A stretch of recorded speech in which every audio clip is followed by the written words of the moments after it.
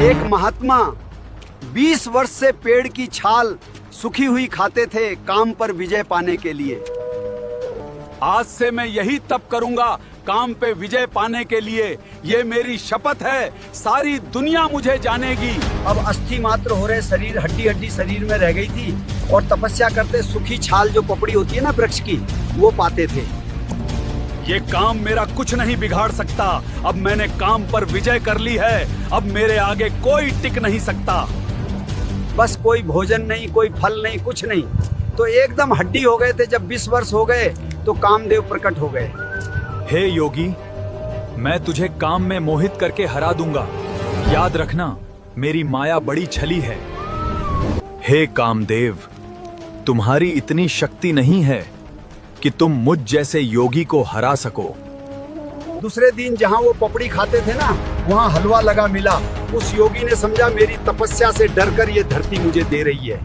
बहुत सुंदर, ये धरती मुझे हलवा खाने दे रही है। ये मेरी तपस्या का फल है। अब मुझे कोई देवता नहीं हरा सकता काम में। 30 दिन हो गए, थोड़ा खून और मांस आया शरीर में। फिर वो हलवा खाने गए तो देखा एक 16 साल की सुंदर लड़की हलवा लगा रही थी। ये लड़की, इधर आओ, डरो मत, मेरे पास आओ। ये हलवा तुम लगा रही थी और मैं तो कुछ और समझ रहा था।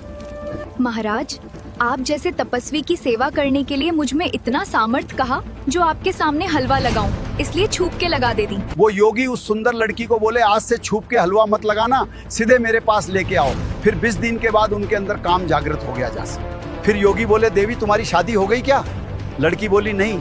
योगी बोले, मुझसे शादी करोगी? फिर लड़की बोली, हाँ, लेकिन मेरी एक शर्त है। मेरी माँ जंगल के बाहर रहती है। उसने कहा है जो अपना मुंह काला करके मुझे अपनी पीठ पर बैठाकर वहाँ तक ले जाएगा, वही मेरा पति बनेगा। देवी, मुझे तुमसे विवाह करना है। मैं ये काम कर सकता हूँ और इसके आगे भी तुम जो कहोगी वो मैं करूँगा।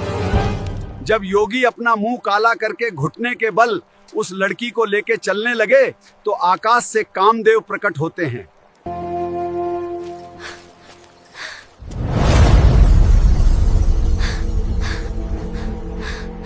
योगी देख, मैं तेरी तपस्या को भंग नहीं करना चाहता, केवल ये दिखाना चाहता हूँ कि घुटनों के बल आया तू मेरी एक माया के इशारे से। आगे योगी कामदेव से क्षमा मांगता है और प्रणाम करके फिर तपस्या करने जाता है। वीडियो अच्छा लगा तो सब्सक्राइब और लाइक करो।